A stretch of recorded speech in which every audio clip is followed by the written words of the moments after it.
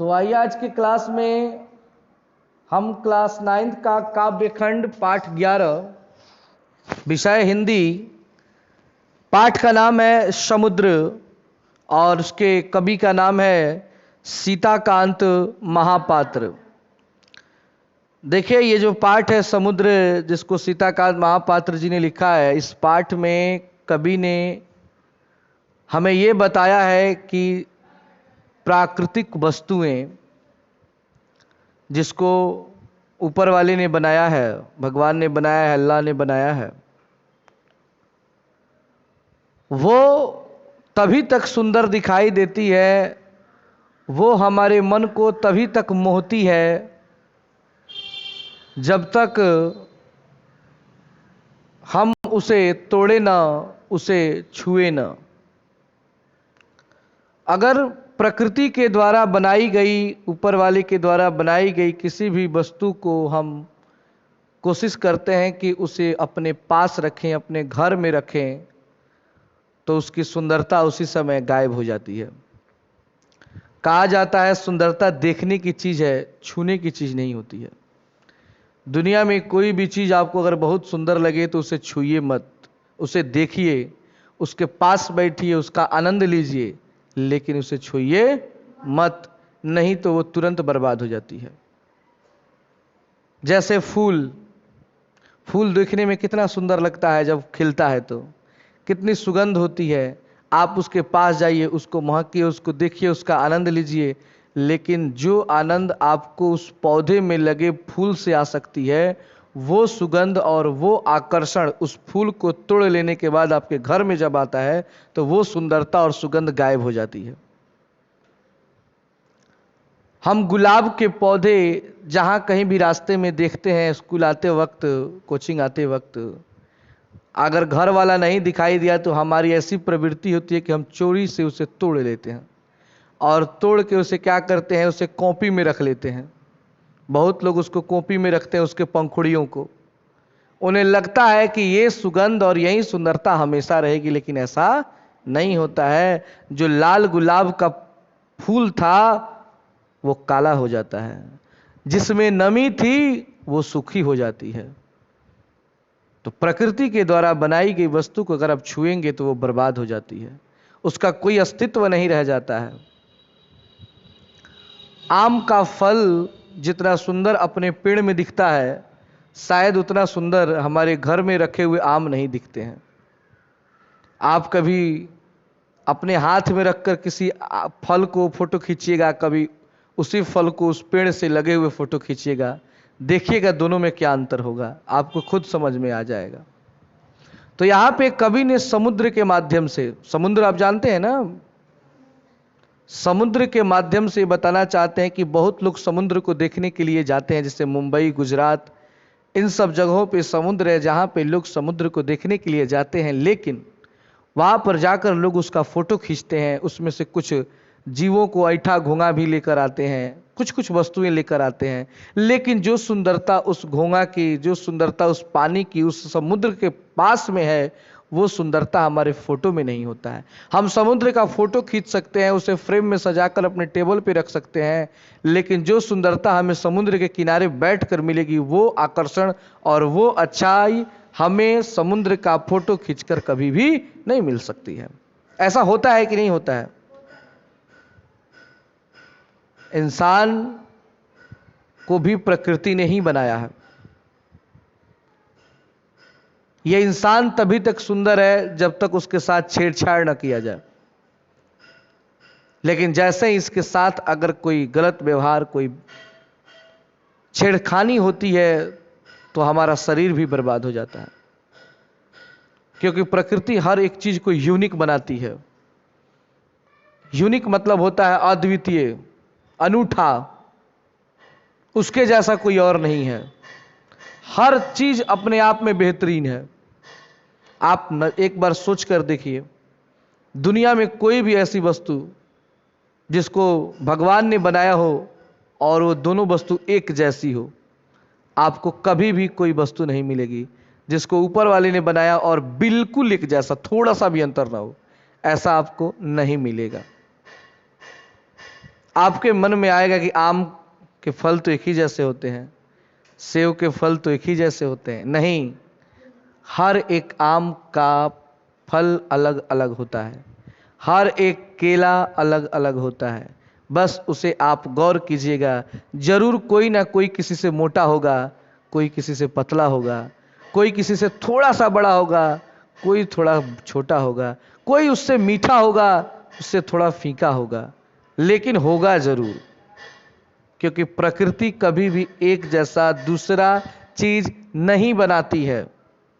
इंसान के चेहरे, आप दुनिया घूमते रह जाएंगे, आपको एक जैसा दो इंसान कभी नहीं मिलेगा। लोग कहते हैं कि पूरी दुनिया में हर इंसान का 7 गो चेहरा होता है। ये सब सुनी सुनाई फिल्मी बातें होती हैं। आप कभी मत भूलिए, ऊपर वाला दोबारा कोई चीज नहीं बनाता है।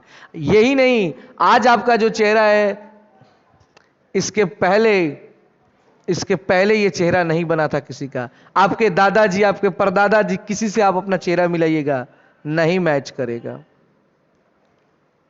तो दुनिया में भगवान कोई भी चीज एक ही बनाता है, दोबारा उसको नहीं बनाता है, उसमें अंतर कर देता है। हम सभी मानव हैं, 2 पैर हैं, 2 हाथ हैं, 2 आंख है, 2 कान है, 1 नाक है, सबके हैं, लेकिन क्या मैच करता है कुछ भी? एक ही माँ बाप के 4-5 बच्चे होते हैं, क्या उनका कुछ भी मैच करता है? क्या बिल्कुल एक ही जैसे, एक ही दिमाग के, एक ही सब चीज होते हैं? कभी कुछ लोगों का चेहरा हल्का फुल्का मिलता है, पूरा पूरा नहीं मिल सकता है, गुण नहीं मिल सकता, कहीं ना कहीं अंतर हो जाएगा। हमारे हाथ की उंगलियों का हाल है, क्योंकि उंगलियां भी भगवान ने एक समान नहीं बनाई, इसमें भी छोटा बड़ा कर दिया। वो चाहते तो बराबर नहीं बना सकते थे, लेकिन नहीं, वो हर चीज को अलग बनाते हैं। एक बार बर्बाद तो समझिए वो खत्म, उसके बाद फिर वो प्रोडक्ट तैयार होने वाला नहीं है। मनुष्य क्या है, एक पंखा बना दिया तो उसी डिजाइन का लाखों पंखा तैयार करेगा, एक मोबाइल बना दिया तो करोड़ों मोबाइल उसी टाइप का बनाएगा। होता है कि नहीं होता है? एकदम बिल्कुल एक साइज, एक डिजाइन, एक मॉडल, एक जैसा काम, थोड़ा सा भी चेंज नहीं। तो ये मनुष्य है, भगवान तो नहीं हो सकता है ना। तो कवि का यही कहना है कि समुद्र के किनारे लोग जा करके उसका फोटो खींचते हैं, उसमें कुछ कचड़े फेंकते हैं, अपनी गंदगी को धोते हैं, फिर भी समुद्र उनसे कुछ कहता नहीं है। वो बस यही कहता है मन ही मन कि तुम्हें जो करना है करो, जो ले जाना हो ले जाओ, कोई अंतर पड़ने वाला नहीं है। जो तुम्हें खुशी मेरे पास रहकर मिलेगी, वो खुशी तुम अपने फोटो में खींचकर जो ले जा रहे हो उसमें कभी खुशी नहीं मिलेगी। हम लोग मोबाइल लेकर कहीं पर जाते हैं, किसी भी दृश्य का फोटो खींचते हैं, किसी नदी का, किसी समुद्र का, बताइए क्या उस फोटो को हम कितना बार देखते हैं? जिस दिन खींचते हैं उसी दिन देखते हैं। शायद उसके बाद हम कभी नहीं देखते हैं। आप किसी का भी फोटो देखिएगा, लीजिएगा, तो आप एक बार देख सकते हैं, जिस दिन खींचेंगे फेसबुक पे शेयर कर देंगे, चाहे जो करना होगा कर लेंगे। क्या उस फोटो को आप रोज रोज देखते हैं? क्या उस फोटो को देखकर आप खुश होते हैं? नहीं हो पाते हैं। लेकिन आप समुद्र के किनारे जब जब जाइएगा आप खुश होइएगा, आप समुद्र के किनारे जब जब जाइएगा आपको आनंद आएगा, लेकिन उस फोटो से आनंद नहीं आ सकता है आपको। इसलिए प्रकृति के द्वारा बनाई गई किसी भी वस्तु को आप बर्बाद न करें। बर्बाद करते वक्त ये सोचिए दोबारा बनने वाला नहीं है। एक फूल तोड़ते वक्त भी सोचिए कि ये फूल अब दोबारा नहीं बनेगा। किसी पेड़ की टहनी को तोड़ते समय ध्यान रखिए कि टहनी फिर नहीं बनने वाली है।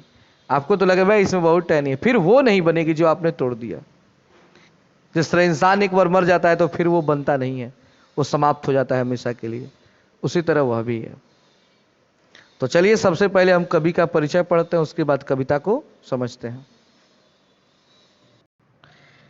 सीताकांत महापात्र का जन्म 17 सितंबर 1937 ईस्वी को उड़ीसा में हुआ था।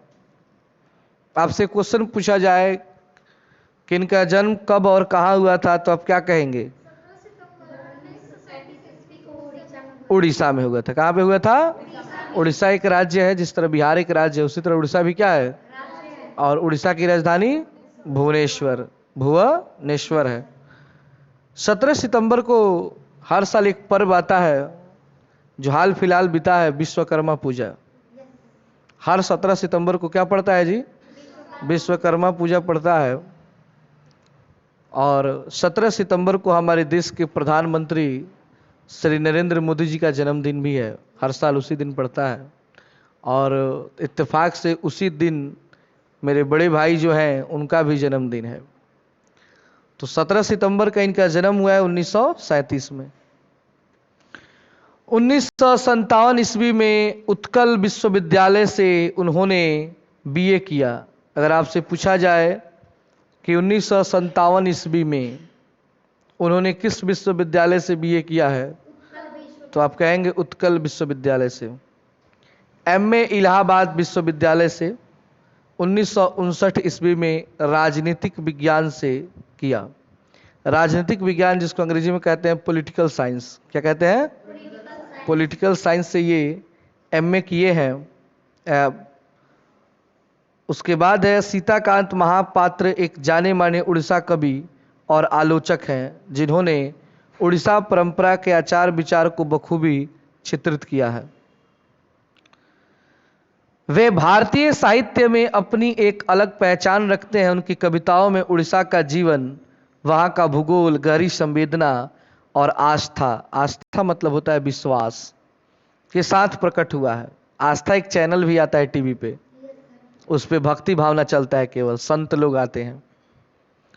उनकी नज़र में उड़ीसा के लोग दयालु, साधारण और निर्दोष हैं। ये क्या बताते हैं कि हमारे राज्य के लोग क्या होते हैं? दयालु होते हैं, साधारण होते हैं और क्या होते हैं? ये कोई गलती नहीं करते हैं। उन्होंने वहाँ के आदिवासी समाज को भी अपने साहित्य का विषय बनाया है। आदिवासी समाज की गरीबी और सांस्कृतिक बोध उनके साहित्य में गहरी सहानुभूति के साथ उपस्थित हुआ है। सीताकांत महापात्र साहित्यकार तो थे ही, साथ ही वे एक सफल प्रशासक के रूप में खूब चर्चित हुए। वे 1961 बैच के IAS भी थे। मैंने अभी कुछ देर पहले चर्चा की थी। IAS जिसको कहा जाता है DM SP, जो IAS का एग्जाम निकालता है वही DM और क्या बनता है? SP बनता है। तो अपने ज़माने के ये SP भी थे। जो मैंने अपने भैया के बारे में बोला ना, वही चीज सेम लाइन चल रहा है एकदम। IAS Indian administrative service. I मतलब इंडियन, A मतलब एडमिनिस्ट्रेटिव, S मतलब सर्विस।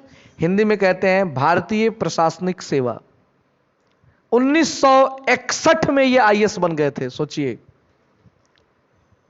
उस समय के IAS नहीं है, छोटी बात नहीं है। इसका अर्थ क्या होता है कि वो शुरू से ही अच्छे से पढ़े हैं। मैंने शुरू में ही क्या बोला, आप यहीं से बनाओ अच्छा, आगे तब जाके अच्छा होगा। क्योंकि आपका नींव ही मजबूत नहीं होगा तो घर कहां से टिकेगा। कहा जाता है कि घर में सबसे ज्यादा पैसा नींव में लगता है। क्यों लगता है? ताकि वो मजबूत हो। नींव मजबूत होगा तो पूरा घर उसी पे टिकेगा। नींव कमजोर होगा तो घर गिर जाएगा कुछ ही दिन में। इसलिए नीचे क्लास 9, 10th ये तगड़ा करो इसको, तब ऊपर की पढ़ाई करोगे तो समझ में आएगा, नहीं तो बिल्कुल समझ में नहीं आएगा। तो मेहनत अभी से आप लोग कीजिए। मत सोचिए कि आगे भविष्य अभी कहिया पढ़ेंगे कहिया नहीं। अभी से मेहनत कीजिए आप लोग। जो पीछे छूट गया उसके बारे में चिंता ना करें। अभी समय है, अभी भी आप कर सकते हैं। कोई बड़ी चीज नहीं है, कुछ नहीं बिगड़ा है। तो अपने टाइम के वो 1961 के क्या है? IAS हैं। उन्होंने IAS की परीक्षा में प्रथम स्थान प्राप्त किया था। वो भी देखिए रैंक 1 आए थे। उसमें भी क्या? रैंक 1। रैंक 1 समझते हैं? टॉप समझते हैं ना? सबसे 1 नंबर स्थान पे। जैसे इस साल IAS का जब रिजल्ट आया तो उसमें प्रदीप सिंह नाम के हरियाणा के थे, वो टॉप किए थे 2020 में जो रिजल्ट आया। और 1961 में जब रिजल्ट आया था तो देखिए रैंक 1 सीताकांत महापात्र। उन्होंने कई प्रतिष्ठित पदों को सुशोभित किया है। वे भारत सरकार के संस्कृति मंत्रालय में सचिव तथा नेशनल बुक ट्रस्ट नई दिल्ली के अध्यक्ष भी थे। उनके अष्टपदी, समुद्र आदि अनेक कविता संकलन, अनेक निबंध संकलन और यात्रा वृतांत प्रकाशित हैं। उन्होंने अंग्रेजी में भी रचनाएं की। The rudent temple and other poems 1996 में। अंग्रेजी का ये एक रचना है, the rudent temple and other poems. उन्होंने अनेक पुरस्कारों से सम्मानित किया, जिनमें ज्ञानपीठ पुरस्कार, इनको ज्ञानपीठ पुरस्कार कब दिया गया है? 1993 में। सरला पुरस्कार 1985 में। उड़ीसा साहित्य अकादमी पुरस्कार 1971 में। साहित्य अकादमी पुरस्कार 1900। सोवियत लैंड नेहरू पुरस्कार 1900। इतने पुरस्कार उनको दिए जा चुके हैं। समुद्र कविता में समुद्र का चरित्र प्रकट किया गया है। समुद्र यहाँ समाज का प्रतीक भी कहा जा सकता है। समुद्र जो प्रकृति का एक प्रमुख हिस्सा है, मनुष्य को सब कुछ देना चाहता है क्योंकि वह अक्षय है। अक्षय मतलब होता है, देखिए, एक होता है क्षय, क्षय मतलब होता है बर्बाद होना, और एक होता है अक्षय जो कभी बर्बाद ना हो। क्या समुद्र का पानी कभी सूखता है? समुद्र का पानी कभी कम होता है? कभी नहीं। कितना भी पानी निकल जाएगा वो कभी कम नहीं होता है, इसलिए उसको अक्षय कहा गया है। क्या कहा गया है? और मनुष्य की उपभोक्तावादी प्रवृत्ति को जानता है। यह कविता आज की उपभोक्तावादी संस्कृति की तीखी आलोचना करती है। आइए अब हम पढ़ते हैं इस पाठ को। समुद्र। समुद्र का कुछ भी नहीं होता, मानो अपनी अबूझ भाषा में कहता रहता है, जो भी ले जाना हो ले जाओ, जितना चाहो ले जाओ, फिर भी रहेगी बची देने की अभिलाषा। यानी हम समुद्र से अगर कोई भी वस्तु लेकर अपने घर आते हैं तो समुद्र हमसे कहता है कि मेरे पास तुम चाहे कुछ भी ले लो, मैं समाप्त होने वाला नहीं हूं। जितना मन करे ले लो, मैं कभी समाप्त नहीं हो सकता है। और मेरे देने की जो अभिलाषा है, अभिलाषा मतलब होता है इच्छा, वो कभी समाप्त नहीं होगी। क्या चाहते हो ले जाना? घोंगे। समुद्र कहता है घोंगा ले जाना चाहते हो? घोंगा देखे हैं जी आप लोग? अरे ऐठा ऐठा देखे हैं? क्या बनाओगे ले जाकर? कमीज के बटन, नाड़ा काटने के औजार, टेबल पर यादगार, किंतु मेरी रेत पर जिस तरह दिखते हैं उस तरह कभी नहीं दिखेंगे। यानी ये जो घोंगे ले जाओगे, क्या करोगे ले जाकर के? ले जाकर टेबल पे सजा दोगे, ले जाकर कहीं पे कमीज का बटन बना लोगे, नाड़ा काटने का औजार बना लोगे, लेकिन जितना सुंदर मेरे रेत पर लगते हैं, मेरी बालू पर लगते हैं, उतना सुंदर तुम्हारे पास कभी भी नहीं लगेंगे। अब नाड़ा समझते हैं आप लोग? देखिए, पहले अभी क्या है कि टाइम बदल चुका है। अभी हॉस्पिटल है, वहां पे बच्चा होता है किसी का भी। आजकल किसी का भी बच्चा घर पे हो रहा है जी। हर किसी का बच्चा, या सरकारी में हो, प्राइवेट में हो, कहीं पे हो, अस्पताल में ही लोग बच्चे को जन्म देते हैं। पहले क्या होता था? घर पे सारा चीज होता था। तो बच्चे का जो नार होता है, नार सुने होंगे? नार नहीं सुने आप लोग? ढोड़ी समझे ला लोगिन? कोनो लड़का जब जन्म लेला सन तो एक हाथ के ढोड़ी होला ओकर, ओकरे के नार कहल जाला। तो पहले ओकरे के ऐठे घोंगा से काट दिहल जाई, ब्लेड आ कैंची कुली ना चले ओकरा। तो वह कहते हैं कि नारा का औजार बनाओगे, समझ में आ गया बात? या कमीज का बटन बनाओगे। पहले के टाइम में, एबरा के टाइम में का बा, एबरा के टाइम में कि सोना चांदी मैंने बियाह शादी में पहने जाता, अपने आप के गर्वान्वित महसूस कर जाला। पहले के टाइम में सोना चांदी के लोग ना पहनी, लोग घोंगा ऐठा के माला हार बनाई, यही सब के बनाए। एबरा के लोग घिना जाए। यही से ये कहा जाता कमीज के बटन और नाड़ा काटने के औजार या टेबल पर यादगार बनाओगे, या टेबल पे रख दोगे। फिर भी जिस तरह मैं सुंदर, मेरी रेत पर, मेरे बालू पर ये जितने सुंदर दिखते हैं, उतना सुंदर आपको कहीं भी नहीं लगेंगे। या खेल कूद में मस्त केकड़े। केकड़ा देखें आप लोग? कह रहे हैं कि केकड़े जो है खेल कूद में जो मस्त रहते हैं, यदि धर भी लिया उन्हें तो उनकी आवश्यकता अनुसार नन्हे नन्हे सहस्त्र गड्ढों के लिए भला इतनी पृथ्वी पाओगे कहाँ? कहते हैं चलो मान लिया तुम केकड़े लेकर जाओगे, फिर कहाँ रखोगे उन्हें? वो कहा जानता रहे कि केकड़ा लोग खा जाए, रखे वाला बातें ही जा नहीं है। लेकिन उनका कहना है कि ले जाकर कहाँ रखो, क्योंकि केकड़ा एक जगह स्थिर रहता नहीं है, उसको ज़्यादा जगह चाहिए। या चाहते हो फोटो, वह तो चाहे जितना खींच लो, तुम्हारी टीवी के बगल में सोता रहूंगा छोटे से प्रेम में बंधा। गर्जन तर्जन मेरा नाच गीत उद्वेलन कुछ भी नहीं होगा। कह रहे हैं कि ठीक है, अगर तुम मुझे ले जाना चाहते हो फोटो खींचकर ले जाओ, किसी फ्रेम में सजा कर टेबल पे रख दोगे, क्या मेरा गर्जन, मेरी आवाज, मेरी लहरें उसमें होंगी? नहीं होंगी। तुम्हें वो आनंद नहीं आएगा जो आनंद तुम्हें यहां पे आ रहा है। जो ले जाना है ले जाओ, जी भर कुछ भी खत्म नहीं होगा मेरा। चीर त्रिसित सूर्य लगातार, चीर त्रिसित मतलब होता है कि सूर्य लगातार मेरे पानी को सूखता रहता है। आपको पता है ना, सूर्य का प्रकाश पानी को हमेशा खींचते रहता है, फिर भी वो कम नहीं होता है। पीते जा रहे हैं मेरी छाती से, फिर भी तो मैं नहीं सूखा। कह रहे हैं जो सूर्य है लगातार मेरी छाती से पानी निकाल रहा है, लेकिन फिर भी मैं नहीं सूखा। देखिए यहाँ पे मुझे एक बात याद आ रही है रामायण की। आप लोग रामायण देखे होंगे तो एक सीन है जब भगवान राम को वनवास होता है 14 बरस के लिए, तो भगवान राम, माँ सीता और लक्ष्मण साथ में चित्रकूट पर्वत पर चले जाते हैं और वहीं पे रहते हैं।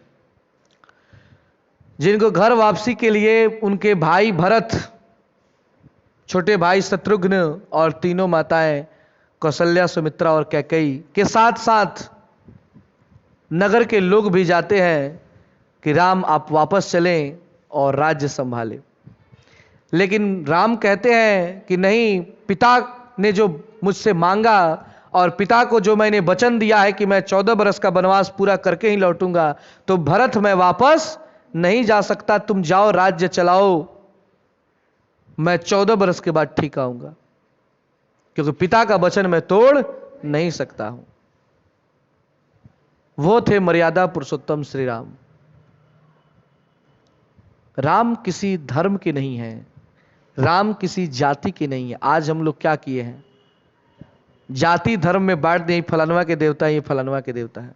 ऐसा कुछ नहीं है, भगवान एक ही है, अलग अलग रूप में आते हैं। कभी अल्लाह के रूप में आए तो कभी पैगंबर के रूप में आए, कभी गुरु नानक के रूप में आए, कभी बुद्ध के रूप में आए, कभी राम के रूप में आए। है तो एक ही इंसान वो, बस रूप अपना क्या किए, बदल लिया, और ये मनुष्य आपस में लड़ता है उसी रूप को लेकर, लेकिन है ईश्वर तो एक ही। तो राम वहां पे बोलते हैं कि तुम भरत वापस चले जाओ, मैं 14 बरस का वनवास पूरा करके ही वापस लौटूंगा।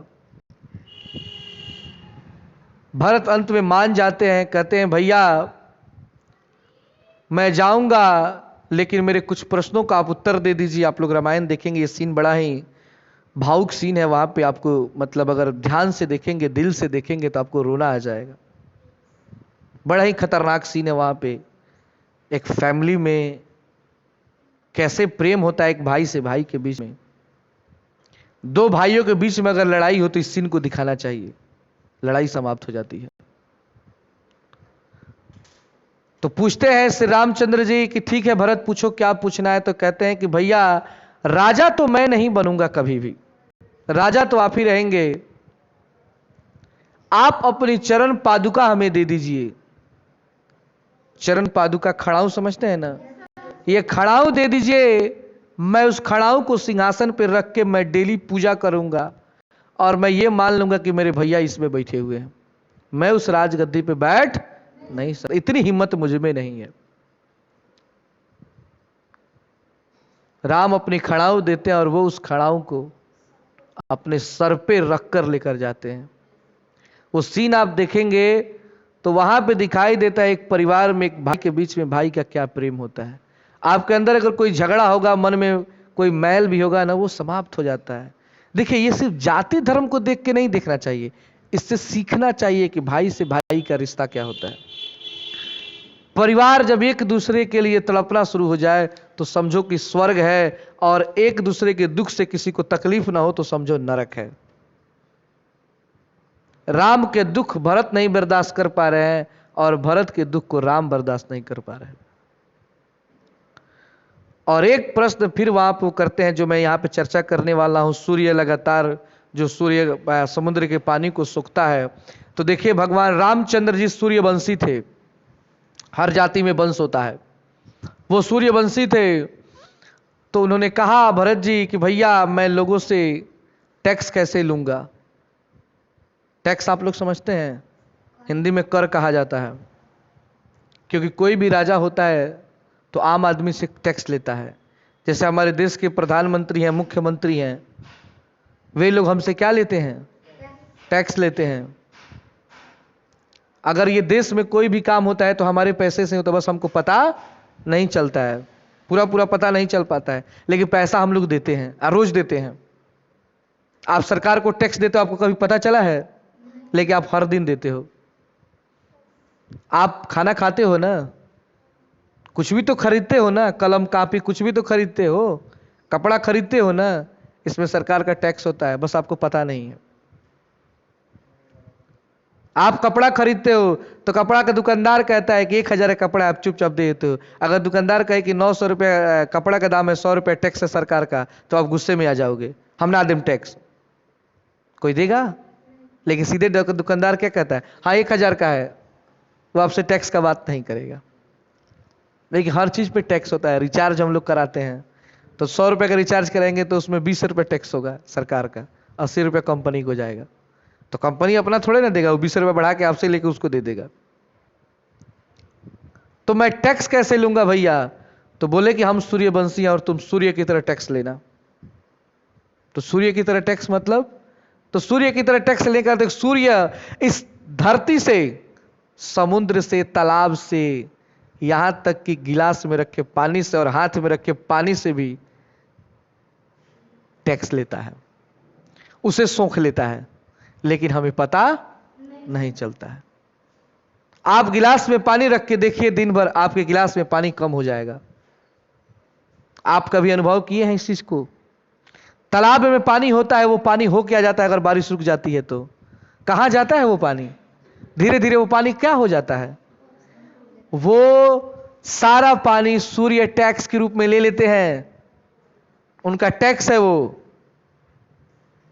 लेकिन एक और बात है कि बोले कि तुम सूर्यवंश की तरह, सूर्य की तरह टैक्स तो लेना, लेकिन लोगों पे कृपा भी सूर्य की तरह ही करना, क्योंकि सूर्य भी जब जल को ऊपर की ओर खींचता है तो उसे बादल बना देता है, और बादल बनाकर उसे लोगों के ऊपर बारिश कराता है, लोग खुश हो जाते हैं।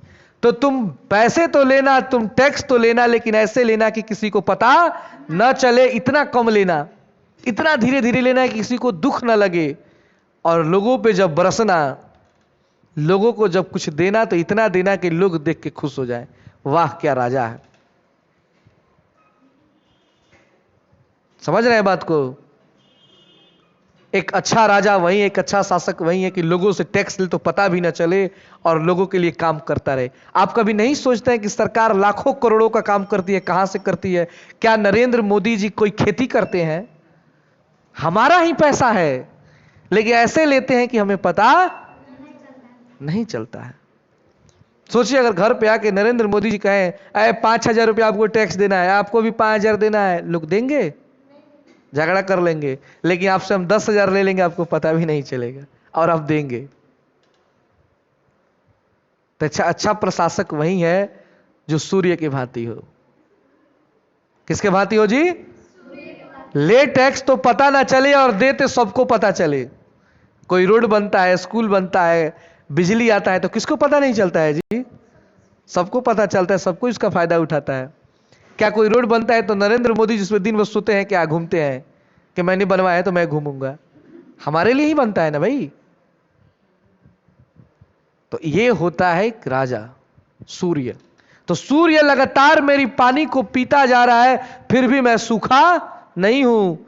और जो दे जाओगे दे जाओ खुशी खुशी, पर दोगे भी क्या सिवा अस्थिर पद चिन्हों के 1-2 दिनों की रियायत के बाद, सिवा आतुर वापसी के। कहता है समुद्र कि तुम मुझे क्या दे सकते हो? ज्यादा से ज्यादा तुम अपना पद चिन्ह दे सकते हो। पद मतलब होता है पैर, चिन्ह मतलब निशान। आप समुद्र के किनारे, नदी के किनारे जाते हैं तो आपका क्या छूटता है? वहां पे पैर के निशान छूट जाते हैं। लेकिन क्या कहता है कि सिवा स्थिर पद चिन्हों के 1-2 दिनों की रियायत के बाद, लेकिन 1-2 दिन के बाद वो भी चिन्ह क्या हो जाता है? समाप्त। या तो तुम समाप्त करोगे, मैं समाप्त कर दूंगा, क्योंकि पानी की लहरें आएंगी और उसे क्या कर देंगी? समाप्त कर देंगी, सिवा आतुर वापसी के। और अंत में कहते हैं उन पद चिन्हों को लीप पोंछ कर मिटाना ही तो काम है मेरा। समुद्र क्या करता है? आपके पैर के निशान को पानी से आएगा, धो के साफ कर देगा, पता ही नहीं चलेगा कि यहां भी कोई आया भी था। तुम्हारी आतुर वापसी को अपने स्वभाव सुलभ अस्थिर आंदोलन में मिला लेना ही तो है काम मेरा। तो देखिए ये पाठ हमें क्या बताता है कि हमें प्रकृति के साथ खिलवाड़ नहीं करना चाहिए, उसके साथ किसी भी प्रकार की कोई बदसलूकी नहीं करनी चाहिए, और हमें अपने जीवन में प्रयास करना चाहिए। इस कवि के जीवन से सीखिए कि अगर हम मेहनत लगातार करेंगे तो एक ना एक दिन हम क्या हो जाएंगे, सफल हो जाएंगे। तो वो चैप्टर समाप्त होता है। चलिए इसके प्रश्न उत्तर को लिख लीजिए।